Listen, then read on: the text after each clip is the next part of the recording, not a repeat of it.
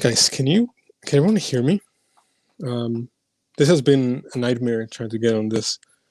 My computer is going to take me forever. I decided to run an update like right before I was trying to log on. And then I was struggling to access the accounts from my phone. It's just been a complete mess. But let me know if you can hear my microphone from the phone. Can everyone hear me okay?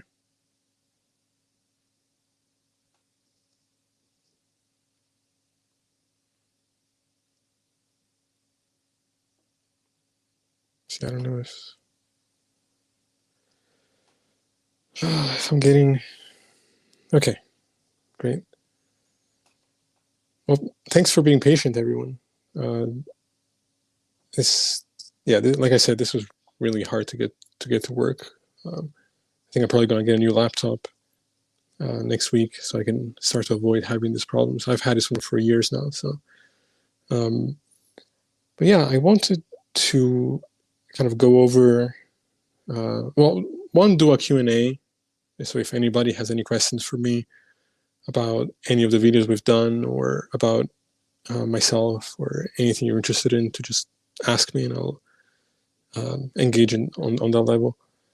And also I wanted to kind of read some of the comments that I've seen left on some of the videos that I found either amusing or worth responding to in a video more so than online, because I'm not the biggest fan of just typing things out. I already do so much writing for my school and what I'm doing, that the last thing I want to do really is get in a whole exchange with people online. So I try to avoid that when I can. First of all, does anyone have any questions that you'd like to ask me? And I apologize for, I know it's pretty, this is going to be more of a laid back, not very professional looking thing, especially because my computer isn't working. But, we'll make do with what we got, I guess. Yeah, I'm hoping that this new laptop won't overheat as you see. This one always, is having trouble, and especially when I'm trying to do my thesis on this thing, it's concerning. But yeah, if anybody has any questions for me, just feel free to ask. In the meantime, yeah, they really are. I'll address one comment in the meantime that I saw last night. So I don't know if I minimize this, if I'll disappear. Hold on. Okay, could you guys still see me when I did that? Because I'm trying to go on the YouTube with the other application. I don't know if when I minimize this, if everything just disappears. If anyone can let me know.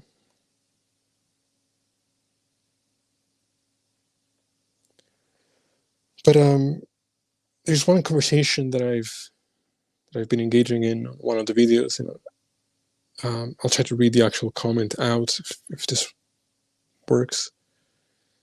But it was a question regarding morality and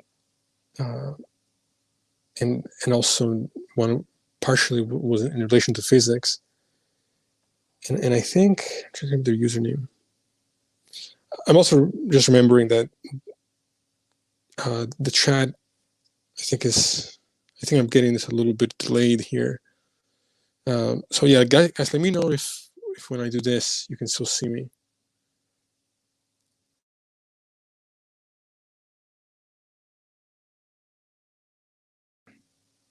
Or does my camera turn off?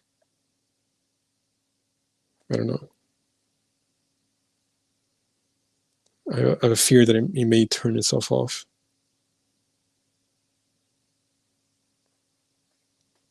If anyone can let me know. But We did a video. Okay, so I guess it does turn itself off. So I won't really be able to look at specific comments, but I'll talk about what it is that I remember from those conversations. Maybe I'll do a more organized, better version of this when I'm not running into all these technical issues. But yeah, one of the conversations that I was engaging in was with someone named Maverick. I don't know if he's in the audience now, but maybe he might see this later. And one thing he said was, okay, yeah, I think it turned off when I tried to exit the app to go to the YouTube to actually find the comments. So I won't be able to do that. I'll just have to stay in here for the time being. But hopefully in the future, I won't run into this problem. But what Maverick was saying was that, so I did a few episodes with David, who's a black hole cosmologist and a physicist. And in response to the problem of cause and effect, Maverick kept saying that we didn't provide evidence in support of what we were saying. And he asks for specific papers in regards to what we're referring to. And for him or anyone listening to those conversations that maybe felt like something was left out, something like the Big Bang, the narrative that arises from it, the understanding of reality that it seems to teach us, you're not going to find that in one paper. It's literally thousands of papers among multiple fields of science talking about different aspects of reality, that then the field of science talking across different fields come together to create this larger picture of reality that it's a result of decades and decades and decades of work and thousands of papers in multiple fields and scientists coming into contact and conversation with each other, that then it develops a consensus in a larger picture of how reality seems to function. And so for him or anybody else to ask for a specific paper about what David was talking about cause and effect is just to kind of miss the way the science operates. You have to take the time to look at the totality of what's going on and what the conversation is. What is the conversation that's being had in science right now? And David spent hours providing, for big narratives like that, scientists often cite academic textbooks. Yes, I agree, but I think it goes beyond that, right? Like when we're talking about something as complex as the Big Bang, when we're getting into the detail that someone like David was trying to get into, it's, I think, more difficult than to just say, let's look at this one textbook or this one paper. And he provided a lot of examples. He provided experiments that points to the things that he was suggesting. So from my perspective, you get to a point where the person just doesn't understand what they're hearing. And it's not necessarily a reflection of their intelligence. Like, physics is an incredibly complex thing. I struggle with it. These are confusing topics, but it takes a lot of effort and a lot of time to sort of really do proper research on these things. And if you're listening to those conversations and deriving that he has provided no evidence, I would suggest that it's their dogma talking at that point, that there's something else operative that's preventing them from listening with a clear mind. Even if we don't understand a lot of the evidence, or we don't understand a lot of what's being said, then it's something that takes a long time to get a grasp of. To come out of that and say nothing was actually provided, that's just pure delusion from my perspective. It's just people not understanding what's being said, and that's not a failure on our end. Ultimately, it's we try to be as clear as we can, but these things are complicated.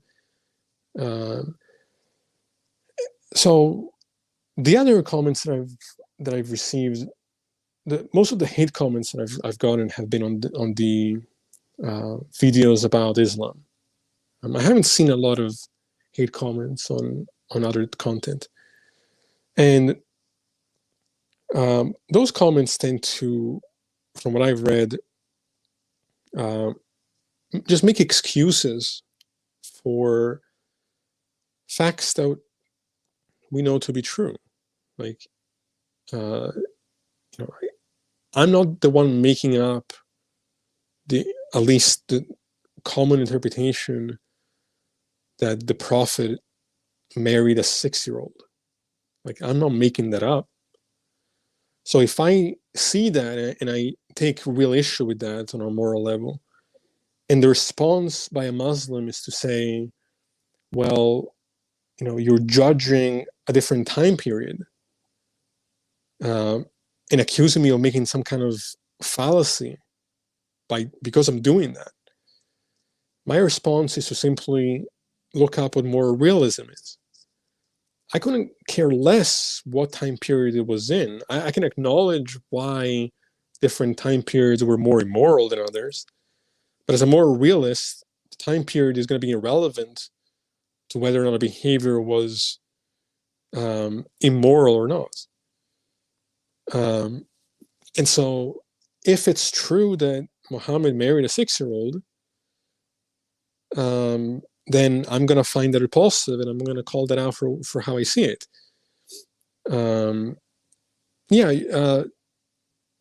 Zakarua, sorry if I mispronounced your name. I'm not surprised by the reaction and the hate from a lot of Muslims watching my content. I've never shied away from my disgust of at least some of the interpretations of that religion. And so, you get the usual kind of victimization, self-victimization, like, oh, you're just an Islamophobe and this and that. I don't fear. It has nothing to do with fear. It's, I've, the idea that to understand the word of God, for example, you would need to know a specific language, I think is absurd. I think the arguments that Islam couldn't exist without, they couldn't have known what they knew without miracles having taken place is completely delusional. Many cultures knew things that we would be surprised by, and you don't need to make up a supernatural explanation for that. I criticize Christianity as well. I'm not. My issue isn't just with Islam. I think Islam right now is functioning as the most dangerous ideology. But I don't think, and Christianity has gone through reformations that Islam hasn't gone through, which is why I think I am more concerned with Islam. But I don't think that any of these religions are really that much different from one another. I think they're all pretty toxic. Good evening, pessimistic idealist. Good to see you. But yeah, so I received a few hate comments that I received recently was talking about the one conversation I had on Justin's show, who recently has converted to Islam, and then we had a conversation with I think 3 or 4 different Muslims who, the entire time were really playing language games, and then claimed victory when really all they'd done was shift the definitions from causes to explanations. And then since then, I've gone Muslim saying, "Oh, you got wrecked by XX, so and so Muslim," and it doesn't bother me to read those things. I find it just weird, or usually just amusing more than anything else. Because anybody who has I think even a basic level understanding of philosophy knows that what they were doing was making really basic errors in philosophy. And then if you think I got wrecked, then why haven't they accepted my challenge? I've challenged them multiple times now, and the response has been that, from my understanding, that they want a neutral platform. Meanwhile, I went on a show of someone who had just converted to Islam.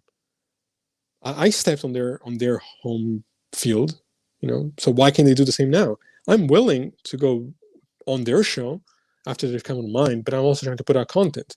I'm not going to go and chase these people. And if you think you've wrecked me, then you should, and it was so easy to expose me. It shouldn't be hard to do it again on my own show. If they're not willing and would rather just go around social media talking shit,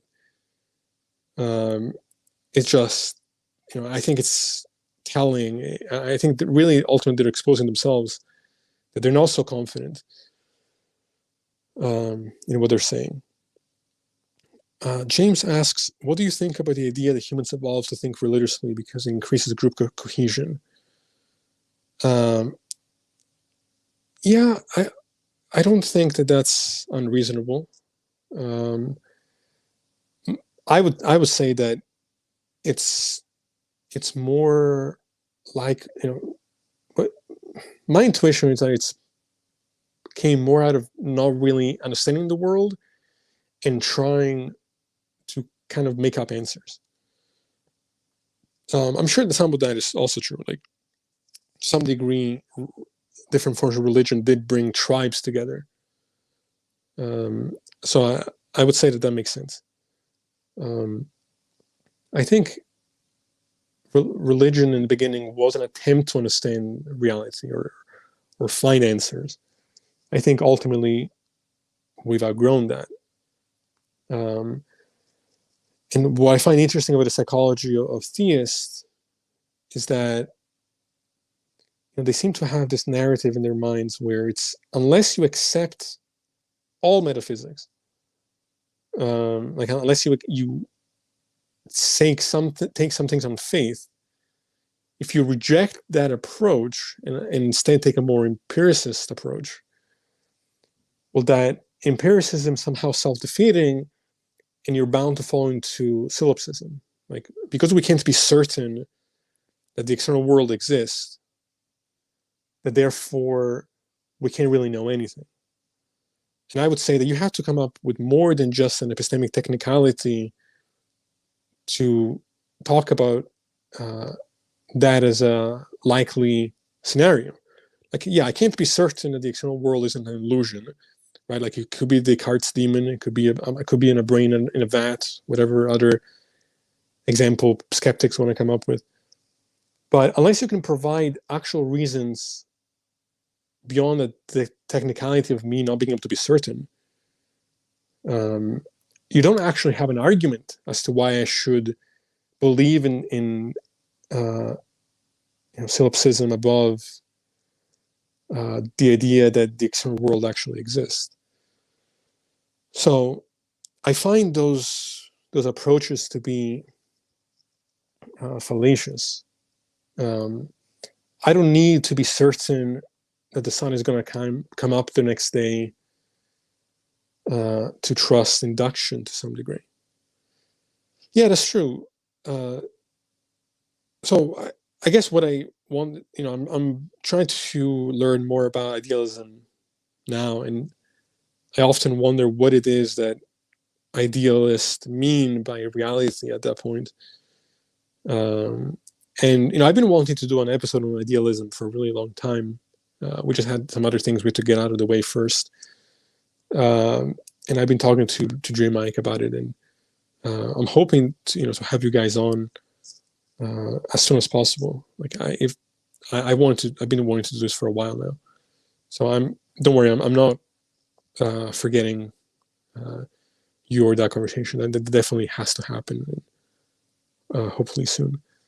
But yeah, if you're gonna deny, if you're gonna, the options aren't between accepting faith in religion or having to concede that we can't know anything about the external world. I engage with someone on TikTok pretty often who thinks that if you're going to go with empiricism and deny and sort of reject metaphysics, that you're bound to fall into postmodernist kind of nonsense. And again, it's just not really understanding philosophy. It's just being out of having a very what do you say it, rudimentary understanding of these topics. Like nobody in the field would make that kind of argument. That doesn't mean that it's necessarily false. I'm not trying to be fallacious, but many arguments have been provided as to why, even without certainty, we have good reasons to believe certain things. I can grant a lack of certainty beyond anything about my own existence. That's a starting point. But I don't need certainty to be justified in believing in the external world and some other things.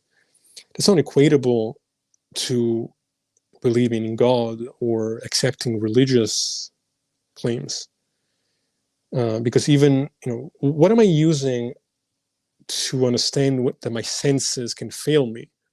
Because often the criticism of empiricism is, well, how can you know that your senses are to be trusted in the first place? Well, we only know that our senses are flawed and can sometimes fail us through our senses. So, it's James writes, philosophy of religion is similar to flat earth ideology. It's like a schizo wiring his brain around to try to avoid the reality that there is no good reason to believe in ancient myths. Yeah, I would be, that's the other thing that I want to talk about briefly, is the narrative by a lot of theists that atheists are atheists. They know God exists, but really they just want to sin and be their own God and that kind of thing, which is complete delusion. Like, I would convert and I would believe if I had good evidence to do that. I probably live as a better Christian than a lot of Christians. This might sound surprising, but I've never had a drink in my life. I don't do drugs. I think purity culture is bullshit, but I'm not someone who personally has, the whole hookup culture thing has always, not been my thing. So it has nothing to do with wanting to sin. It's nothing to do with wanting to be my own God. It's provide evidence, provide a methodology that can separate the imaginary from the actual. And faith isn't going to do it, because all kinds of people have faith in contradictory claims. So how do we go about saying, well, one person using faith is wrong, but the other person using faith is right, when it's the same kind of methodology that had just led them to completely different conclusions? That, itself shows that it doesn't work that way. Talking about sin doesn't make a lot of sense, because if anything, I can be a Christian and still sin. If I truly believe and repent. Sorry, I'm also trying to read the comments here. Matthew Jury, are you a theist? I'm not sure what your background is. But yeah, so yeah, I agree. Faith is inherently unreliable, and so it can't be used as a pathway to truth. And again, I can accept the limitations of science. Like, I don't need to say that science can give us certainty. I don't believe that. Science creates working models that I think try to understand reality as deeply and as, with the least bias as possible. But I can accept the fact that science is limited, but its flaws and limitations don't give credibility to the religious perspective. So yeah, like that. So this idea, science is proof of faith, I have no idea what you mean by that. I don't know what you're defining as faith or how you're understanding science. No, denying science is bad because we actually have concrete things we can point to that can separate the imaginary from the actual. Faith is not a path to anything. It doesn't get you to what is actually true or false about the world. So again, these comparisons, I deal with a lot of people who try to compare science and religion as though they're doing the same thing. Yeah, okay, sure, there are bad scientists out there, but that's really not relevant. It's because that they never get far. Science moves with the consensus that arises from peer review of thousands and thousands of papers and research and experiments. All things that religion can't even begin to do. But no, I don't think you don't need to mute him. It doesn't matter to me. It's so yeah. No, I've not seen the video yet. I plan on doing that. I think a lot of, and this is where, so I'm doing my thesis on postmodernism, and while certain positive things arose from postmodernist thought, like, hey, let's not be naive about what we can actually know. Like, let's be humble about our limitations. Let's not immediately accept the narratives of history, for example, because a lot of history is written by the victor, and it's not nearly as non-biased as people thought. Those were things out of postmodern philosophy that were positive, but then they kind of spiraled into pure relativism, even in the context of science, where it looks at everything as a social construct, and it's ultimately self-defeating. Because if you're saying that if truth is a construction, then how are we supposed to take that statement? That also becomes a statement that arises out of a construction. So, I can accept that science is limited without problem, and I can still recognize that it's a vastly different approach than anything religion has ever done. And it's one thing that I find frustrating, because I deal with a lot of people talking shit online, is how rare it is that these people who talk so arrogantly and with so much confidence about their views are then unwilling to kind of step up and engage me on the show. I mean, I know some people have social anxiety, and I can understand that. But or even try, do an email exchange. Like, I'm not going to go back and forth on TikTok comments. I just wish that more religious people who were saying these things would step up and actually debate me, or if not debate me, converse at the very least, and have these views challenged. Begin to know, has religion taught us anything about the world? I think there's a degree to which a certain kind of storytelling, the same way art can do this, has captured some truths about the human experience. And in some ways, religion functioned as a platform for certain kind of stories to be told. In that context, I actually do think there is some value that has come from religion. But everything else about it has been incredibly divisive and toxic and cancerous to the well-being of, conscious creatures. Let me see what else.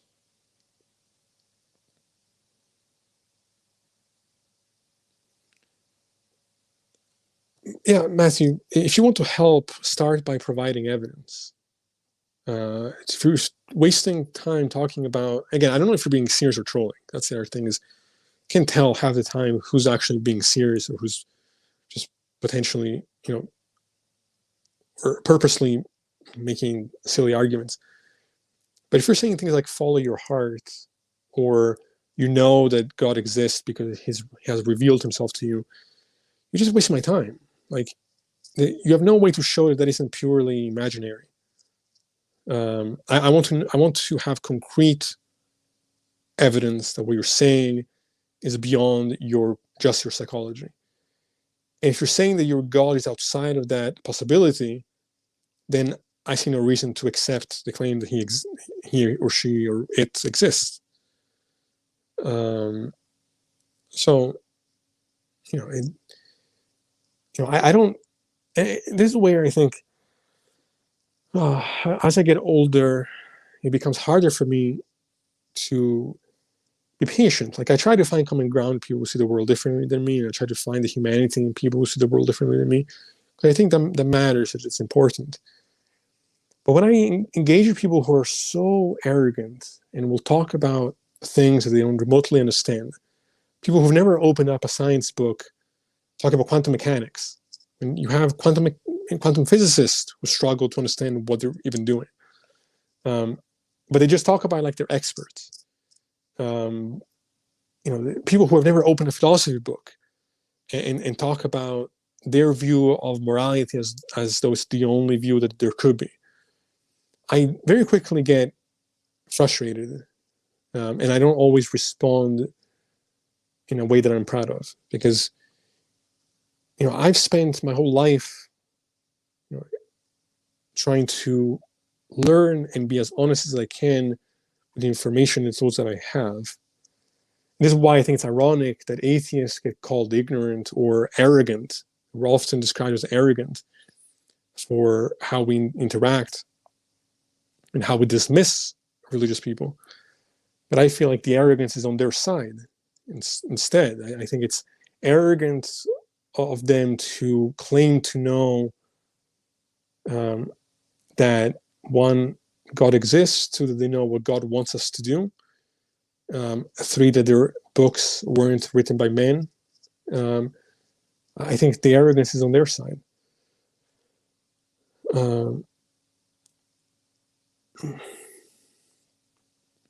So that's okay. James is asking about transgenderism.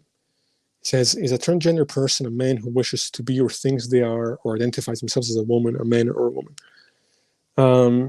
Again, so I think this brings up the questions of biological sex versus gender identity, which I don't think they're the same thing. As far as sex goes, biologically speaking, I think from my understanding, there are three: male, female, intersex. But sort of gender identity, I think, is a spectrum. And I struggle with understanding. Like, I think that everybody should have the rights to, identify as they wish without backlash. And I don't think that you. I'm trying to think how to say this.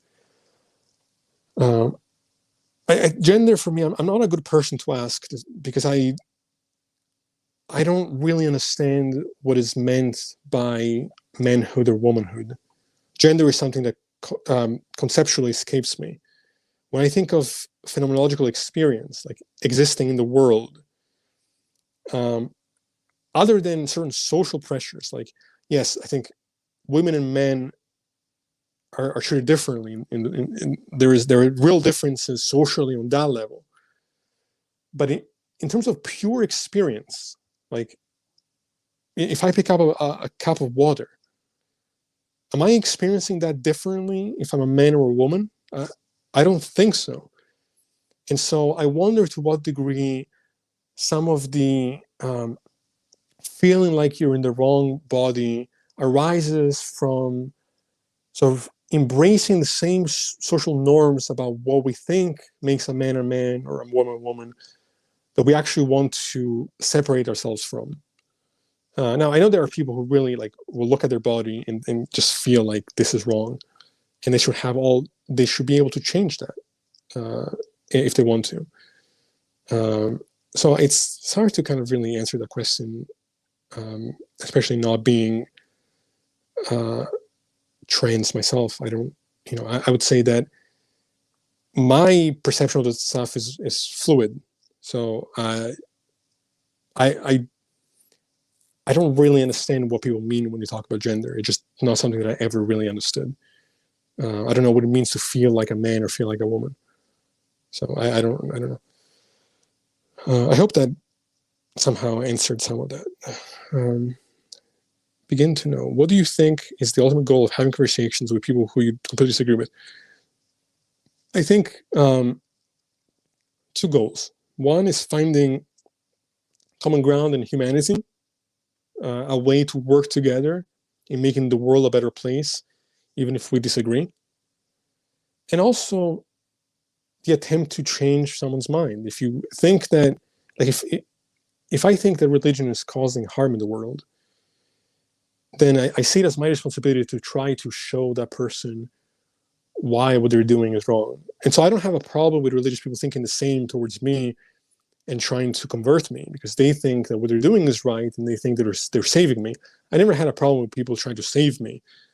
What I have a problem with is sort of the lack of, I think, intellectual rigor. It's just, the lack of being able to actually provide arguments as to why their position is justified. I'm trying to read more of the comments here.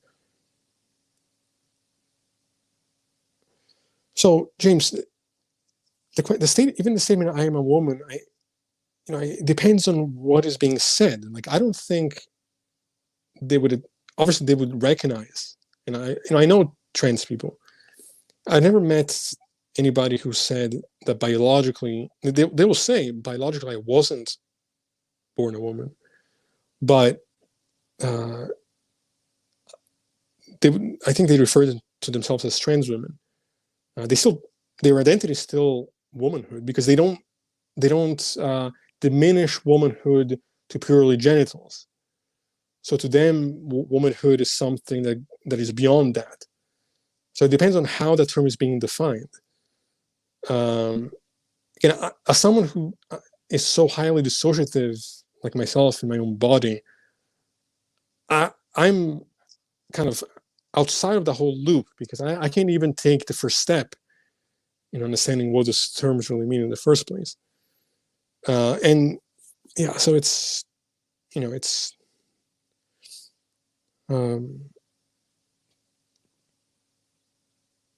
yeah, so Titan says sex is between the legs, gender is between the ears.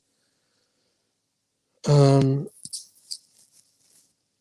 I would say the statement "I am a woman" is true depending on how the term is being defined. Because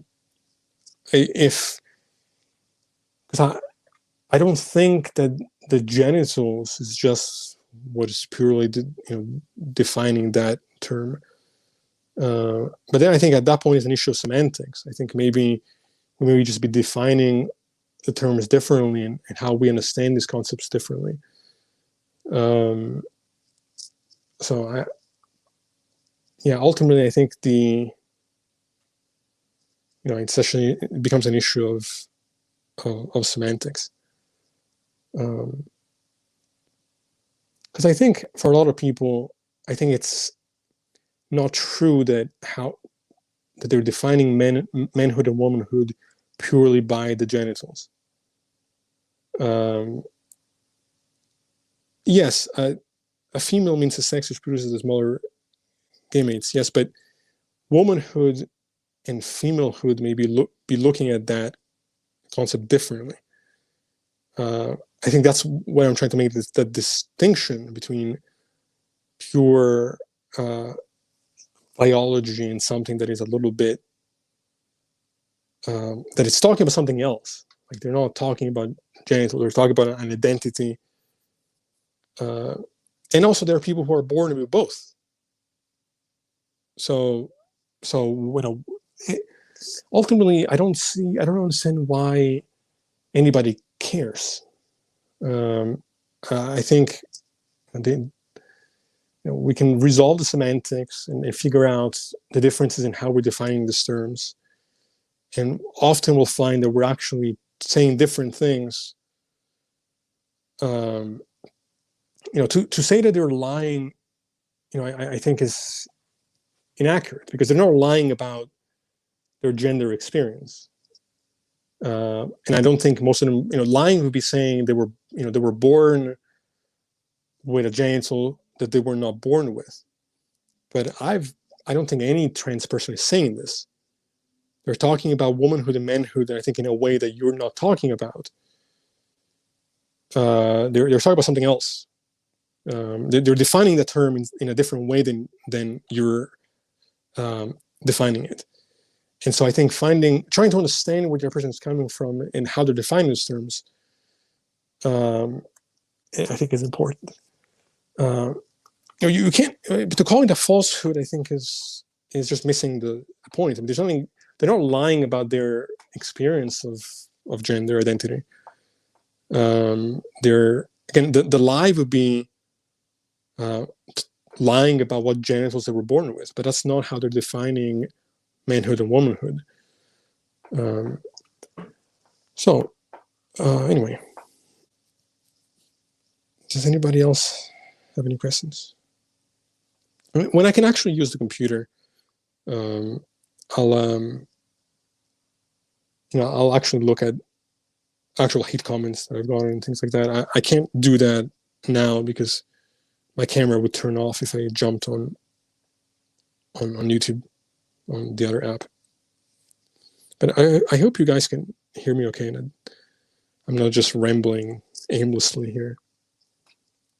But yeah, in case I don't think the person who said that comment is in here, but if he does end up seeing it, anybody who thinks that they have good arguments to provide, you're always welcome to come on. Usually the email scrolls at the bottom of the video. I don't know how to do any of that stuff from my phone, but it's axiomsontrial@gmail.com. Any theist that has arguments they want to provide, you're always welcome. Anybody who thinks that I go wrecked in a debate is welcome to come on and engage.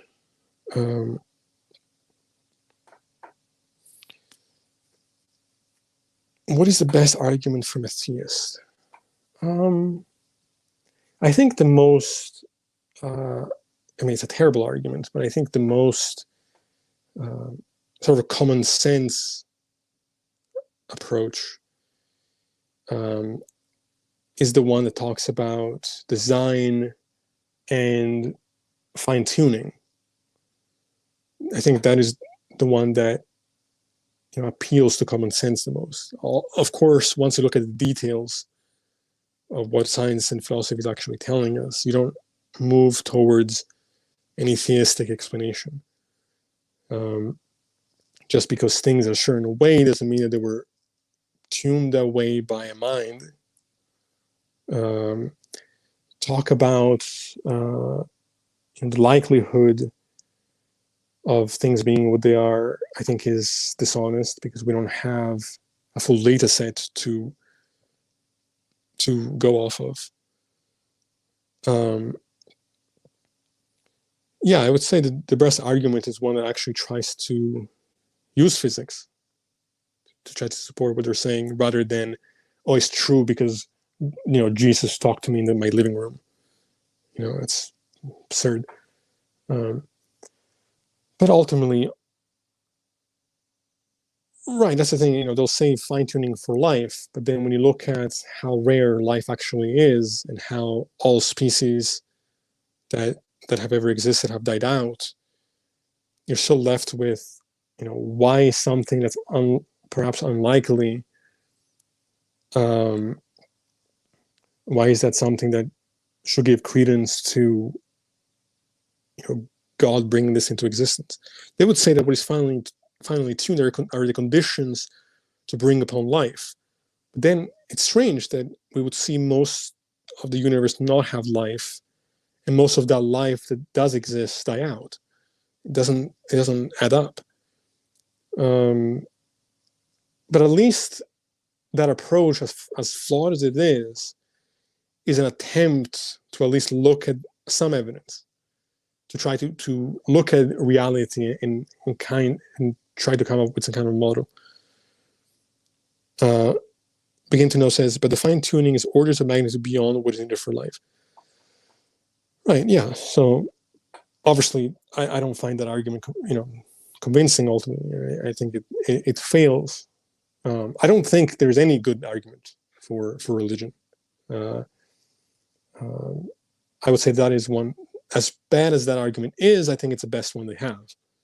I would love for someone to come up with an argument that is different and new, that could actually give me pause and make me think about stuff.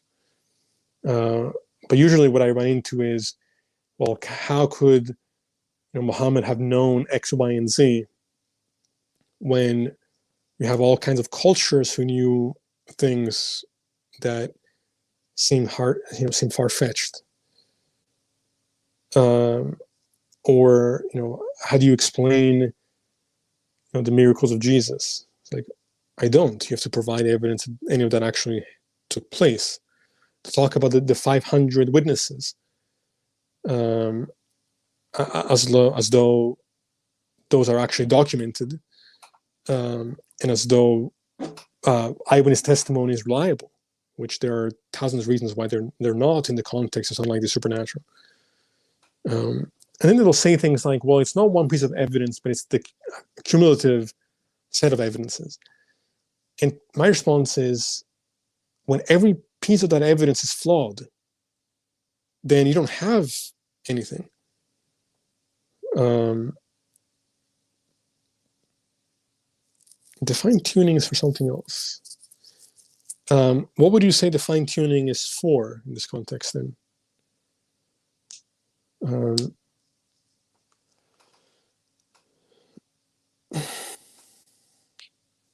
Just reading more of the comments here. James, for some reason, I think you're purposely ignoring what is being said. Yeah, you're just choosing to look at one definition and rejecting all others. You would be right if they were defining womanhood and manhood purely by what genitals they have. That's not the conversation that's being had. They're talking about something else. To say that they're lying or in a delusion, you have to engage what they're actually saying, what they're actually defining.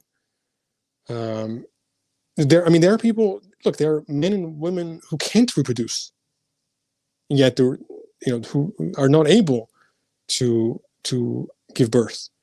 So do they cease to be women because they can't give birth, or cease to be men because they're infertile? Like, that's not enough to, Begin to Know says, the fine-tuning is for a sharp arrow of time. A sharp arrow of time is not needed for life. Yeah, that's interesting. I'm not sure what to make of that. Because usually when I've heard that argument, has been aimed towards fine-tuning for life to arise. So I don't know.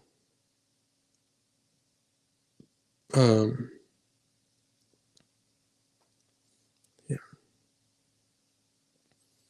But yeah, I'm trying to think Right, where else I can go with this? Well, I guess I'll just briefly go over a couple of things about the future of the channel. We're definitely trying to open up more towards philosophical discussions, and maybe having professors on, and branch out beyond just theology, but also more issues of philosophy, which I find more interesting. But I hope that you guys are enjoying the content so far, and hopefully you'll continue to in the near future. But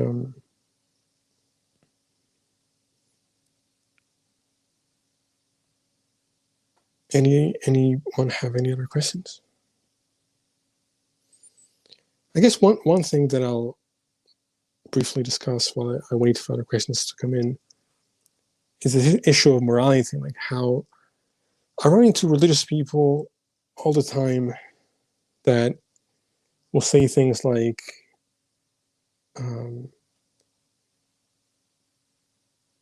if God exists, then whatever God does is by definition good. But to me, that's not actually saying anything about what goodness is. And it's trying to, it creates a barrier of dogmatism from everything that we recognize as being good or evil. Like, I'm supposed to accept that God is good when he drowns children because it's God doing it and he knows better. Like, it's that approach, it's the theistic approach that makes morality subjective to the whims of this God. It's not the atheistic, I don't even want to say atheistic, because atheism is just a rejection of a claim. It's a secular approach, or certainly my approach, that I think actually tries to narrow down morality to something that is objective and grounded in nature, as opposed to how many branches are there in philosophy? Oh, I'm not sure off the top of my head. Ethics, philosophy of mind, philosophy of language, phenomenology, law, and then that's at least 5, but I'm sure there's existentialism, and there's sub branches to all those things. I wouldn't know. I wouldn't know how many. I would have. I want to look that up. Though it's totem panpsychism. Okay, I find substance dualism to be completely incoherent. I don't think that they've found. So substance dualism is the idea that you have the physical and the mental, and they somehow both exist and potentially interact, although some have argued that they both exist but don't interact. I don't think that they've ever come up with a good solution to the mind-body problem, or any reasons as to why we should believe in this other substance called mind. Panpsychism, I think, makes a little bit more sense. And if I'm not mistaken, it's the idea that consciousness is kind of at the root of reality, that there is something that is inherent in all things, and consciousness is just a feature of reality at its core. Correct me if I'm misremembering. But I don't see any reason to accept that claim. I think it's much more likely that consciousness arises in a certain kind of certain configuration of matter. Like, you have singular bricks, and then when you put all the bricks together, you make a wall. That kind of thing. Yes, pessimistic idealism. I definitely have a lot of thoughts on the comments you left on that in that conversation, and I've been actually doing some work writing down some responses. I'm waiting to kind of have that conversation with you, hopefully either with you or some of the other person that we had talked about having you guys on the show, and going over that. But yeah, I'm definitely interested in having that conversation. It's let me see. It's just something that I'm not quite ready to have yet. But I'm not. Don't worry, I'm not forgetting about it. It's the next main thing that I want to tackle on this channel is idealism, because I think I think it makes more sense than dualism. I think it's ultimately flawed. What is the history that pushed ideas of morality outside of a scientific realm into something subjective?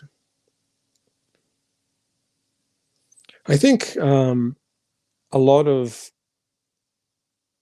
the thing is, I hate that term subjective because it's often conflated with relative.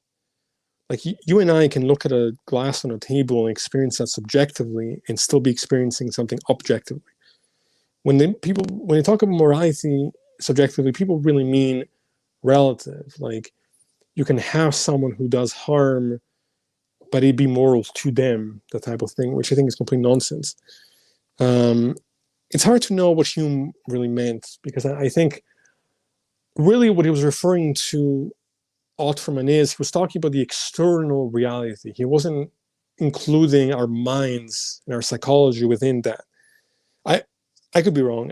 I've listened to interpretations of Hume that actually would have no problem you know, I don't think he was counting our psychology as an is in the same kind of way. But if he was, I think he was just wrong in his approach. And I think that interpretation of Hume has been very cancerous to moral philosophy. People think that you need some kind of external justification for moral oughts that I don't think exists. Ought is always concerned with goals, has always been as a term. Suddenly we need some kind of other justification that goes beyond looking at reality for reaching that goal. When people say, well, why should we value well-being? Is goodness good? Those kind of questions, I think, miss the point. They don't understand the role of language. These words like good and bad are descriptors after the fact of experiencing certain kinds of states. So, and I'm not interested in the theoretical example of someone who wants to drink poison till they're dead, and they decide to call that good. It's misuses of the terms. Let me see. Yeah, so panpsychism is the idea that all matter is conscious in some way. Yeah, I think it's more reasonable than dualism, but I also think it's still fairly unreasonable. I just think that it doesn't make a lot of sense as to why we should assume that all things have this feature rather than this feature arising from different configurations of matter. It just seems to me like they're going about it backwards. The 21st century will be characterized by the realization that an ought is an is.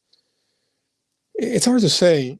I mean, when I look at the consensus in philosophy is that most philosophers are moral realists of some kind.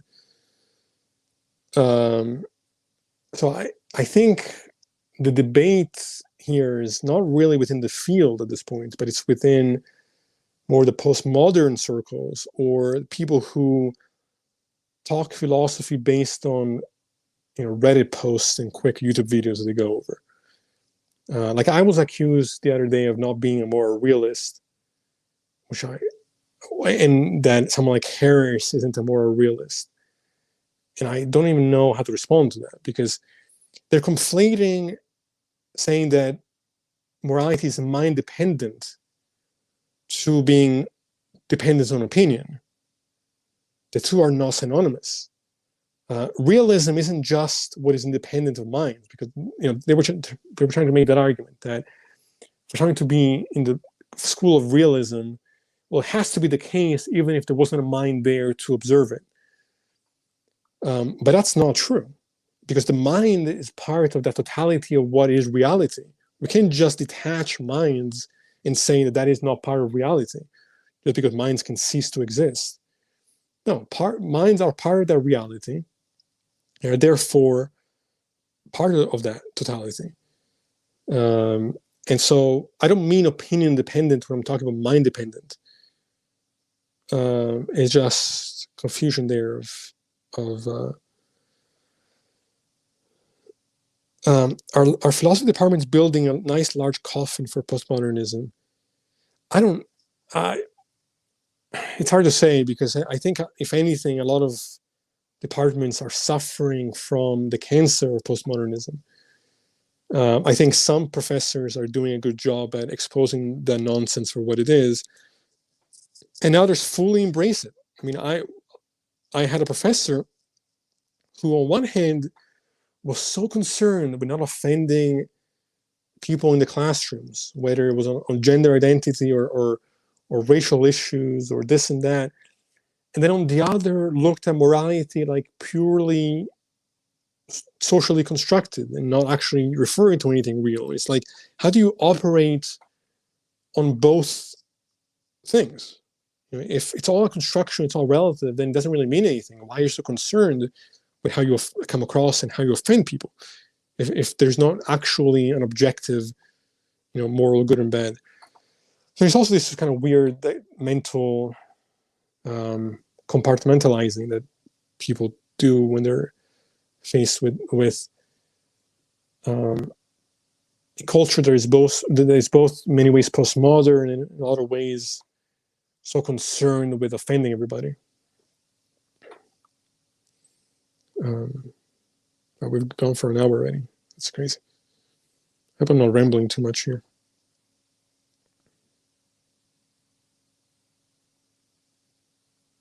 This is probably going to be a shorter show because of the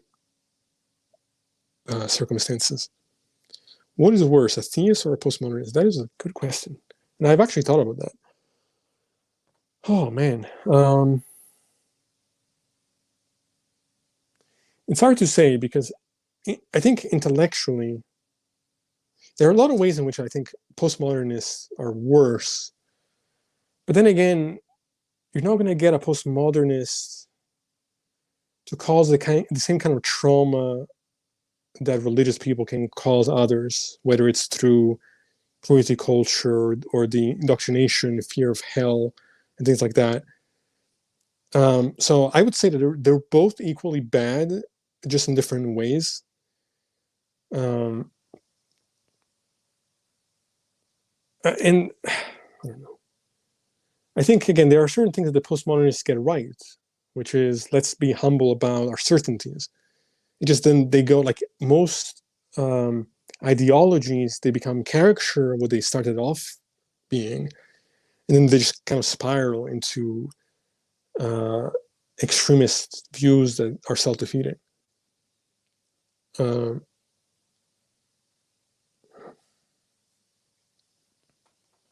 yeah. Well, thanks everyone for bearing with me here. I know that doing this from a phone is probably not ideal. And I don't know how good the sound quality and everything else is. And also, I wasn't particularly too prepared here, because I was going to actually read some comments, but then my computer decided to do what it did. So yeah, right. So postmodernists are quite certain about the lack of truth. That's kind of the self-defeating aspect, right? Like, how do you talk about truth as a purely social construction and then make any kind of claims like that? Do you think that Maverick was appealing to retributive justice in his comments to you? Yeah. So I mean, thank you for reminding me, because I was going to deal with that question. That entire thing is just so poorly thought out. I don't mean any offense to Maverick, but it's just such a bad approach. First of all, you have to show how that worldview is more just. He's just stating it. He's not proving it. He's just taking it for granted that it is, and then saying, therefore, if we value well-being, we should support that view because it brings higher well-being, and we can't be certain. Forget certainty. Even without certainty, we want to make sure that our beliefs are catching, our what's the word I'm looking for? Grasping on something that's real about reality. We shouldn't just make up things just because it makes us feel better. So when I'm talking about well-being, I'm not talking about self-delusion because it's nice to believe in fairy tales.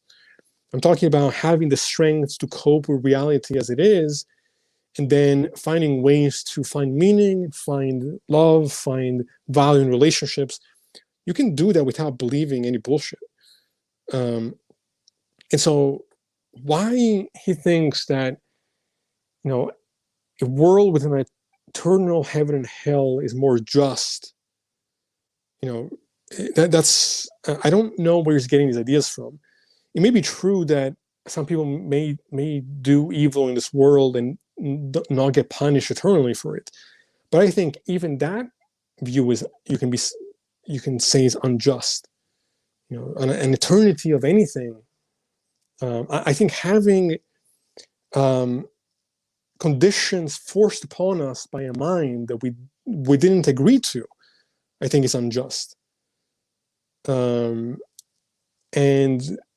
within the naturalist perspective, you can still have things like justice. That's just another word for holding people accountable for their behavior, even if maybe we might be tempted to say, well, they can't really be held accountable, morally speaking, in the same way that if they had free will.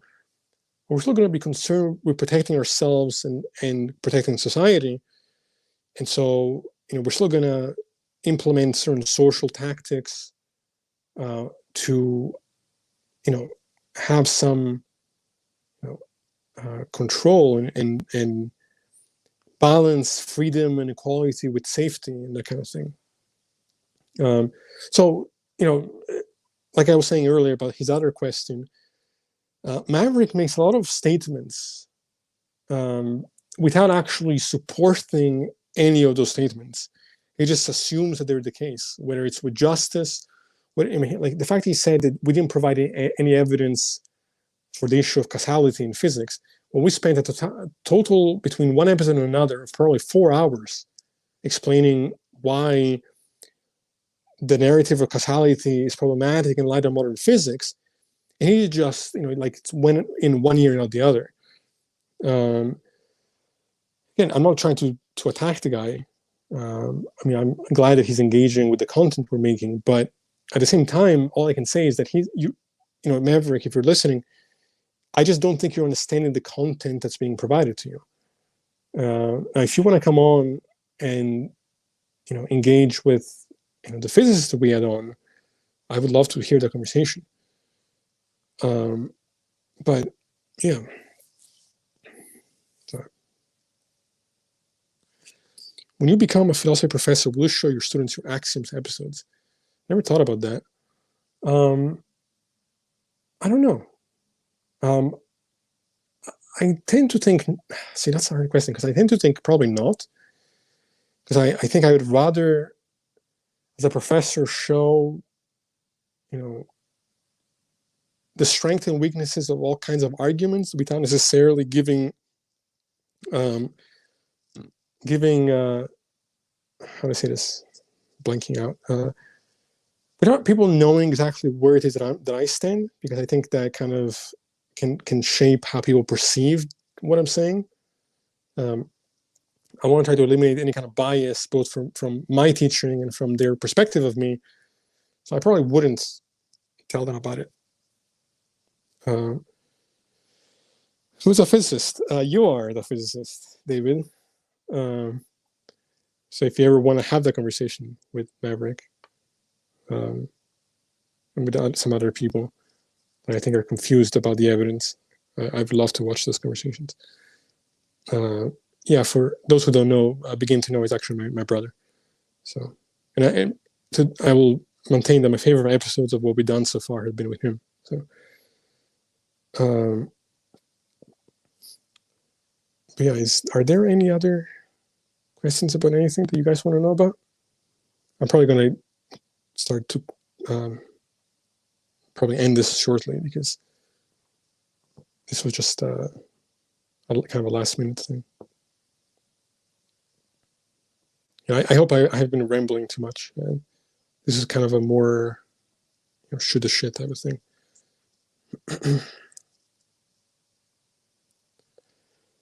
Thanks everyone for who's listening in, who supports what we're doing. I will say that we're probably gonna come out with a Patreon page in a couple of weeks. If anyone's interested in that. Yeah, we're still kind of discussing the details of what that's going to look like. Yeah, maybe we'll make. Mike and I know the best as far as advertising is concerned. Like, we should have made a Facebook and Twitter page and TikTok page, a while ago. But between one thing and another, we haven't gone into it. But we'll get there. I mean, I'm just grateful that we have an audience to begin with. So people are enjoying what we're doing. But any last questions from anyone?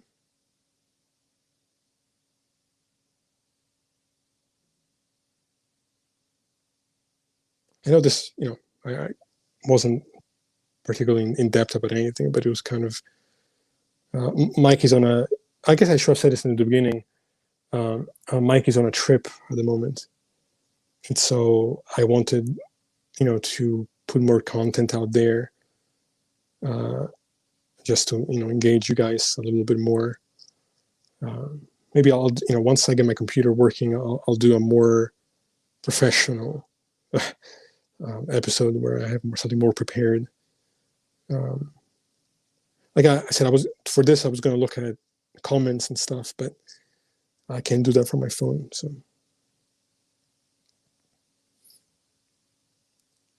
but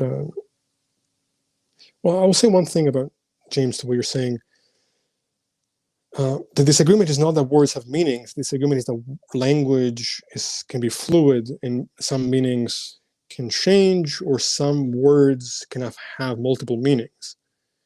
So it's not about making false claims. It's about understanding what the words and the sounds are actually referring to. So I think you're just, it's a different conversation there. Yes, good night, David. Thanks for coming in. Yeah, so if no one else has any other questions, I think I'll probably call it a night. But we've gone for a good hour or so.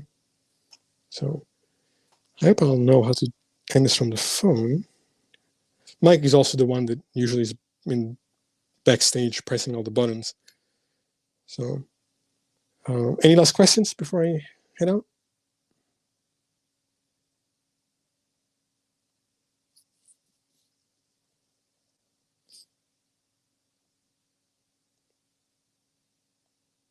I don't see any other questions. All right, well, in that case, thank you everyone for tuning in and keeping me company for a little bit. Sorry again for the delay. We'll get this tech stuff fixed at some point, hopefully soon. So, but stay tuned for more content coming out. I'll probably do another stream on my own before Mike comes back. I think he'll be back next week, and I'll have something prepared that's more specific. I'll probably do that in the next couple of days. So stay tuned for that. And if you like what you see, subscribe, like the videos, all that good stuff. And thanks again, everyone, for tuning in. So, let me see how okay. All right, guys. Thanks again, everyone. Have a good night, and I'll be back soon.